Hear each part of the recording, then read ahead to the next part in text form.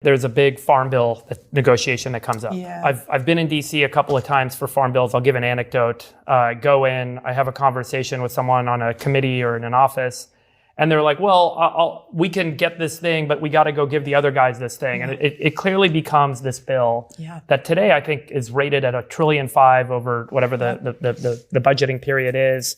It's one of the largest bills we pass.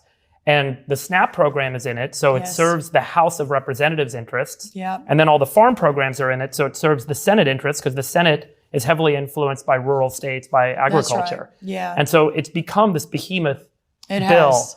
And how do you view, are you going to play a role in, and how do you view this kind of horse trading that needs to go on to ultimately reduce government inefficiency, spending on things that don't necessarily make sense as we get into this farm bill negotiation in the next couple of months? Well, I am encouraged that the Biden team couldn't get it done. I mean, they worked, and it's important.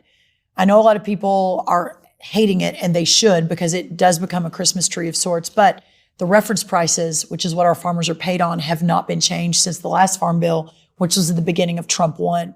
So Debbie Stabenow, who's now gone, was the lead Democrat in the Senate. The Senate was leading. Of course, Joe Biden wasn't. That team was sort of MIA.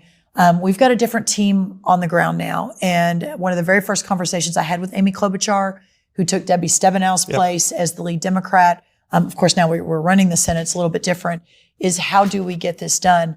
But realizing that the SNAP program, which is what the Democrats are always trying to put more money into, that grew 40% under the Joe Biden term, 40%.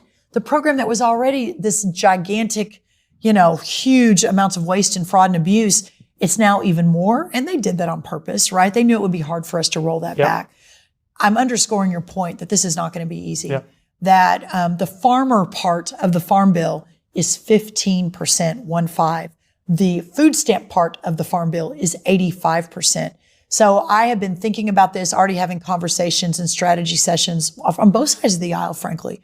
We've got to get this done for our farmers. And even, to Senator Klobuchar's credit and other Senate Democrats on the Ag Committee, they care as much about the farmer in their states as I believe most of the Republicans do. Ag is the number one industry in almost every state. And so trying to find that middle ground, but ensuring that we're bringing real reform to the SNAP program, but that we're most importantly supporting our farmers and our ranchers, will continue to be the driver. As in all things, I think Donald Trump is the game changer here, and I think he's going to help us get this done. So I want to talk about one last point before we wrap, which is on innovation, generally speaking, in food.